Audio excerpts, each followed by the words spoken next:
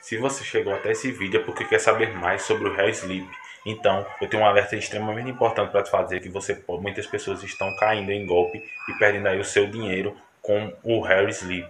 O Hair Sleep promete acabar com o ronco logo na primeira noite, né? Então o seu dia vai ser bem mais produtivo, vai render muito mais utilizando o Hair Sleep. Ele combate a apneia e o sono ali, né? Então o ronco normalmente pode dizer que você está com algum problema de saúde, então tome muito cuidado aí. Então o Hair Sleep ele vai abrir mais as suas narinas, melhorando assim a circulação de oxigênio, né, dentro da sua narina. Isso vai fazer você dormir melhor, né?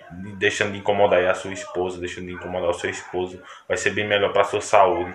Então, é super recomendado utilizar o Hair Sleep. Ele vem em um compartimentozinho para você guardar ali. Ele também você pode utilizar várias vezes, desde que você higienize, né, claro, o produto. E ele vem com um compartimento para você guardar ali, ele com toda a segurança. Mas o alerta extremamente importante que eu falei no início do vídeo é que não compre em qualquer site como Mercado Livre, ou LX, ou no Facebook, que nem você vê aí nesses grupos ou em alguns anúncios.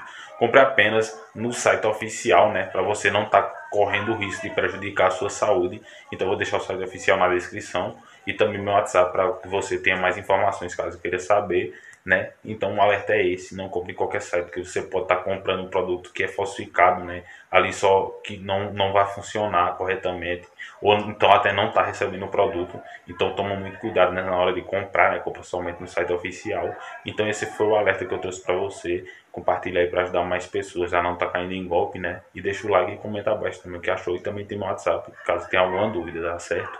Então, espero que tenham gostado. Valeu e até a próxima.